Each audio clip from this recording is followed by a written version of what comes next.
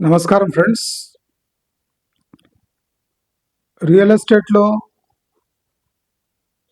జరిగే పరిణామాలు, ఇవాళ జరుగుతున్న ఘటనలు,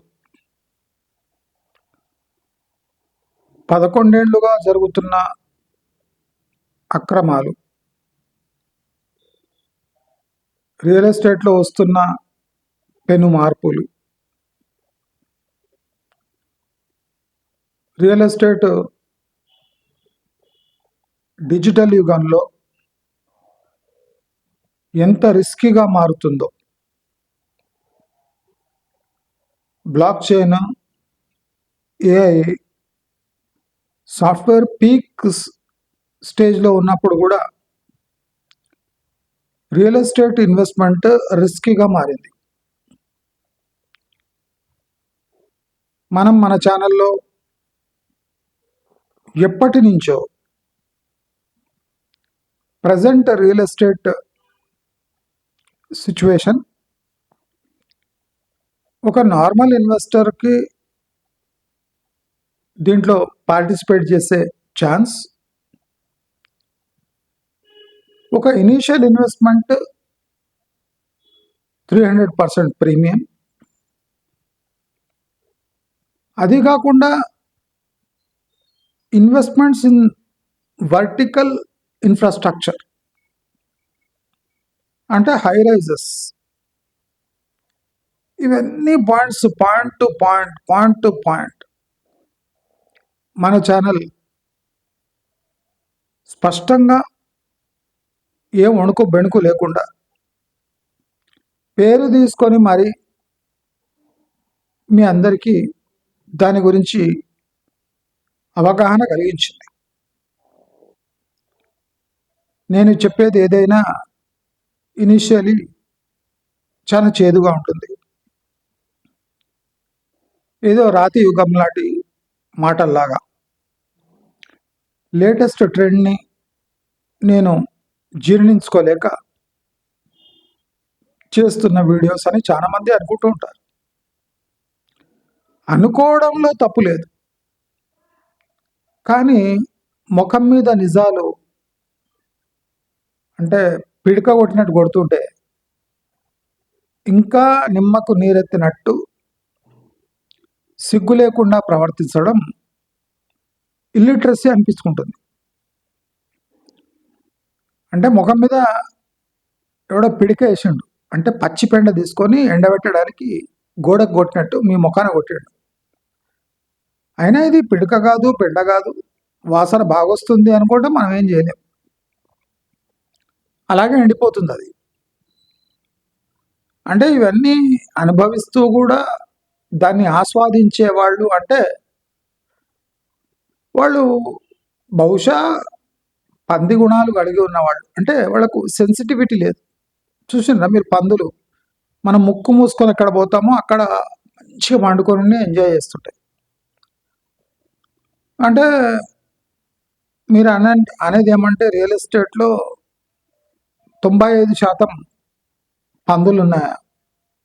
ఇన్వెస్ట్ చేసే వాళ్ళంతా పంది గుణాలు ఉన్న వాళ్ళైనా అంటే నాకు డౌట్ అసలు లేదు. మరి పందుల్లాగా ప్రవర్తిస్తూ సోయి లేకుండా మురికిని ఆస్వాదిస్తూ 300% అంటే ఇనిషియల్ మార్కప్, 100 రూపాయల్లో ఒక ఫ్లాట్ తయారైతే దాన్ని 300కి అమ్మడం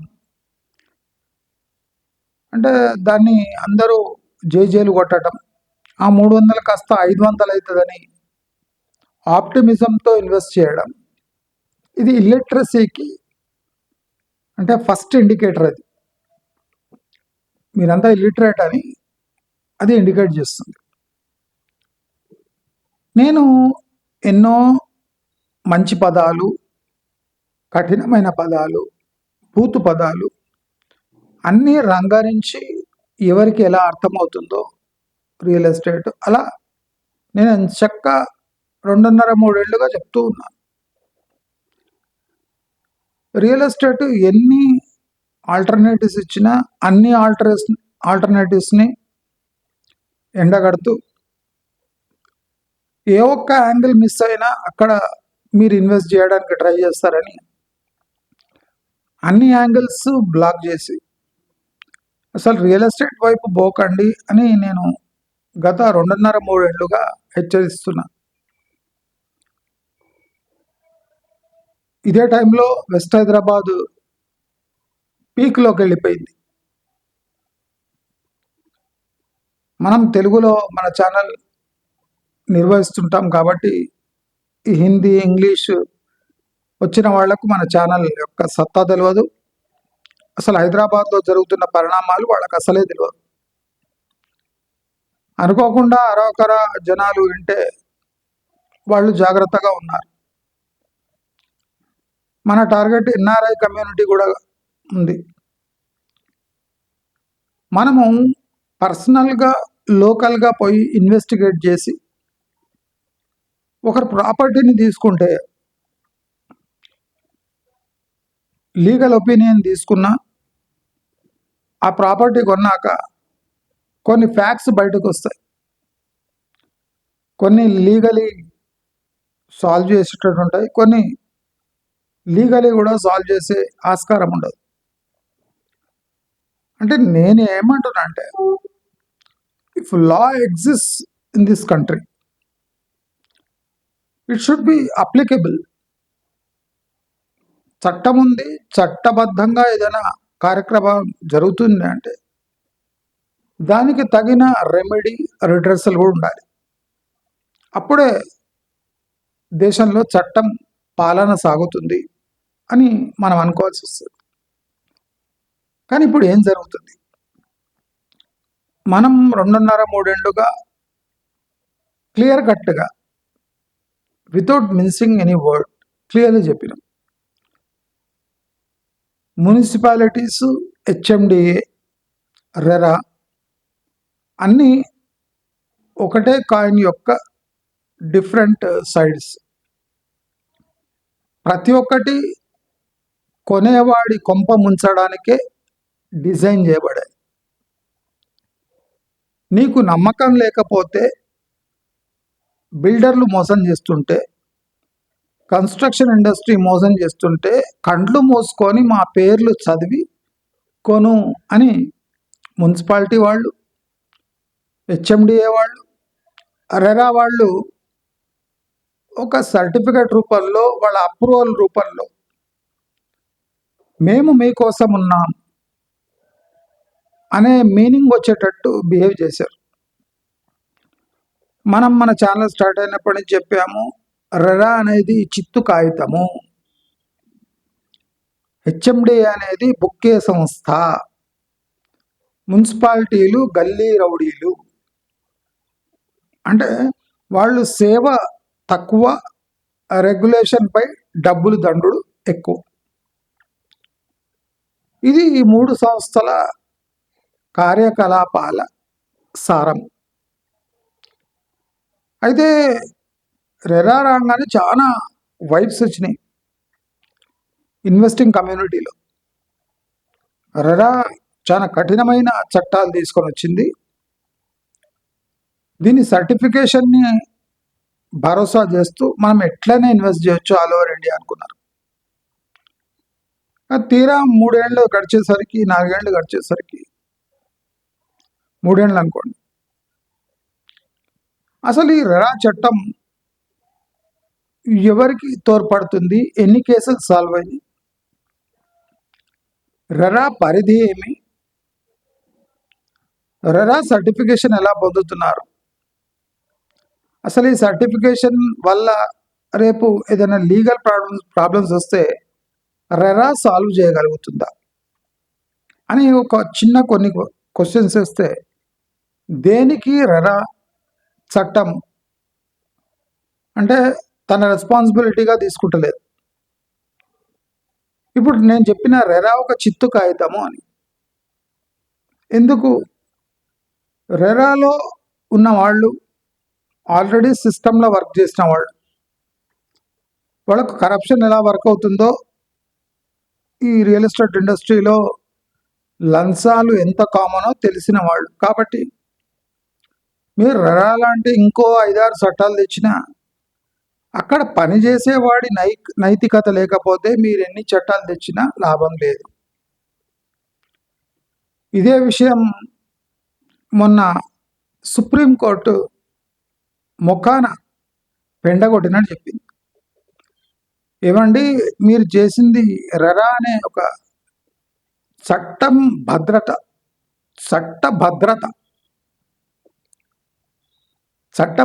కాదు, చట్ట భద్రత కోసం తయారు చేసిన ఒక సంస్థ కరప్షన్లో మునిగిపోయింది. ప్రతి ప్రాజెక్టు రాగానే ఇన్ని ముడుపులు తీసుకొని దానికి రెరా అనే ముద్ర వేసి కొనేవాళ్లను మోసం చేస్తుంది అని సుప్రీంకోర్టు చెప్పింది. ఒక బిల్డర్ మధ్యలో ప్రాజెక్ట్ ఆపేసిన బిల్డర్ తరఫున రెరా నిలుస్తుంది, కానీ కన్జ్యూమర్ తరఫున ఎలాంటి జడ్జ్మెంట్స్ ఇవ్వటలేదు. దాని చట్ట పరిధి బాగా ఉన్నా ఆ చట్టాలు బిల్డర్కి చుట్టాలుగా మారుతున్నాయి. రెరా ఒక బిల్డర్కి చుట్టలాగా మారిపోయింది. అంటే వాడు తాగిట వాడేస్తాడు రెరాని. అంటే ఒక కొత్తగా చట్టబద్ధంగా పార్లమెంట్ సాక్షిగా వెలిసిన ఒక ఏజెన్సీని ఇంత షార్ట్ టైంలో ఇంత దుర్భాషలాడుతూ, అంటే ఇంత ఇన్సల్ట్ ఏ ఏజెన్సీకి కాలే. అంటే అది ఫస్ఐ సర్టిఫికేట్ కన్నా ఘోరంగా ఇచ్చేస్తున్నారు. మీరు ఇంత ఇవ్వండి, మేము ఇలా ఇచ్చేస్తాం, మీరు ఇంత ఇవ్వండి. ప్రీ లాంచ్ అతి ప్రమాదకరమైన థింగ్ అని రెరా చట్టంలో ఉంది. ఇలాంటి పరిస్థితిలో కూడా అంటే క్లయింట్కు ఫైనాన్సింగ్ కాకూడదు. అంటే క్లయింట్ ఫైనాన్స్ బిల్డర్ యూజ్ చేసుకోకూడదు. Before owing a property, before becoming its owner, how can a person అంటే think that is the owner of the property without even getting proper documents in his hand? He is paying to builder to build his property and paying 300% premium. అంటే మన డబ్బు తీసుకొని మనకు flat కట్టించి దానిపై 300% లాభానికి builder అమ్ముకుంటున్నాడు. ఇది చట్టబద్ధంగా నేరం. కంప్లీట్ అయిన ఫ్లాట్పై జిఎస్టీ ఉంది కనుక కంప్లీట్ చేయని ఫ్లాట్లు మీకు అంటగడతాము, దానిపై 300% లాభం తీసుకుంటాము అని స్పష్టంగా బిల్డర్ అంటుంటే సిగ్గు లేకుండా స్టాంప్ వేసి ఇచ్చే ఏజెన్సీ మనకు అవసరం లేదు అని సుప్రీంకోర్టు ఏం చెప్పిందంటే ప్రభుత్వాలకు, మీరు రెరా ఆఫీస్ని క్లోజ్ చేయండి. ఇది దేనికి పనికిరాని ఆఫీసు. ముడుపులు తీసుకోవడానికి చట్టాన్ని అడ్డం పెట్టుకొని చేసే ఆఫీస్ తప్ప కన్జ్యూమర్కి అనా పైసా ఇప్పటి వరకు లాభం కాలేదు. మీరు ఈ ఏజెన్సీని క్లోజ్ చేసినా మాకే అభ్యంతరం లేదు అని సుప్రీంకోర్టు చెప్పింది. మన ఛానల్ 3 ఏళ్ల క్రితమే దీన్ని చిత్తు కాగితము అని చెప్పింది. అంటే పనికి మాలిన సర్టిఫికేషన్, లోపభూయిష్టమైన సర్టిఫికేషన్, కరప్ట్ సిస్టమ్ని ప్రొటెక్ట్ చేయడానికి ఒక ఏజెన్సీ అని మనం చెప్పినాం. ఇవాళ సుప్రీంకోర్టు ఒక అడుగు ముందుకేసి మీరు ఈ ఏజెన్సీనే క్లోజ్ చేయండి, ఎందుకంటే ముడుపులు తీసుకోవడానికి ప్రాజెక్ట్ అప్రూవల్ని అడ్డం పెట్టుకొని ముడుపులు తీసుకోవడానికి కొంతమంది ఐఏఎస్ ఆఫీసర్లను ఏదో ఒక పని కల్పించాలని ఈ సంస్థ పెట్టినట్టుంది. దీన్ని తీసేస్తే ఎంతో మంచిది, ఉండకపోతే కూడా మేము సంతోషిస్తాము అని సుప్రీంకోర్టు వ్యాఖ్యానించింది. అంటే గాండ్రించి వీళ్ళ ముఖాన ఉమ్మేసినట్టే. లేదు మా ముఖాన ఉమ్మేలేదు, పక్కకు పడ్డది అనుకుంటే అంటే సిగ్గుతో కూడిన విషయం ఇది.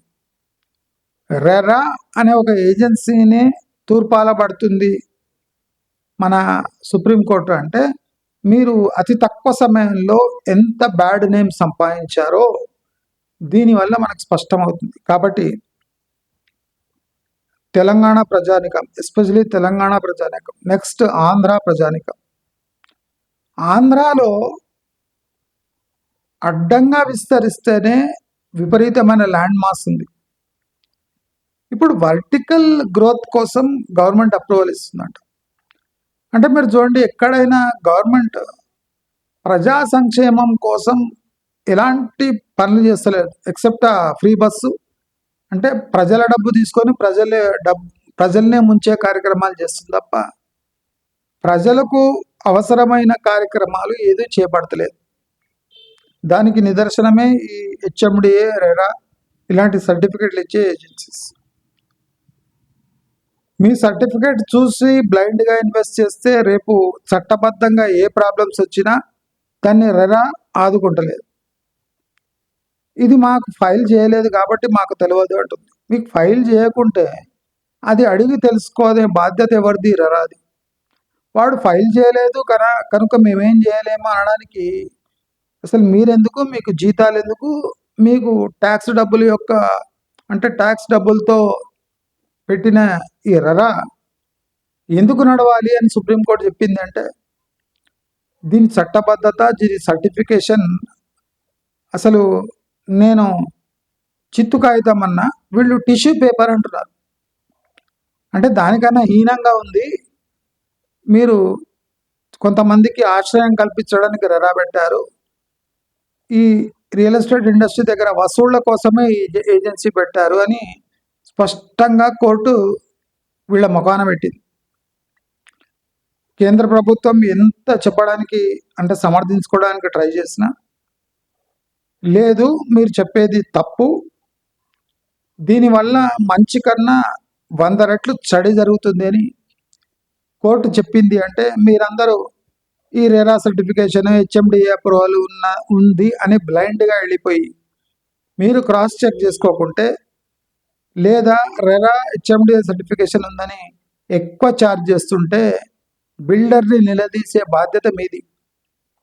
చిత్తు కాగితాల సర్టిఫికేషన్ కోసం నీవు ఆ ల్యాండ్ రేట్ ఎక్కువ చేసి అమ్ముతున్నావు కాబట్టి మేము ఈ చిత్తు కాగితాలను నమ్ముకొని మా జీవితం అంతా సంపాదించిన డబ్బును మీకు అప్పగించలేం కాబట్టి మీరు రేట్లైనా తగ్గించండి, లేదా సర్టిఫికేషన్ అన్నా అంటే దాన్ని టైట్ అనే చేయండి.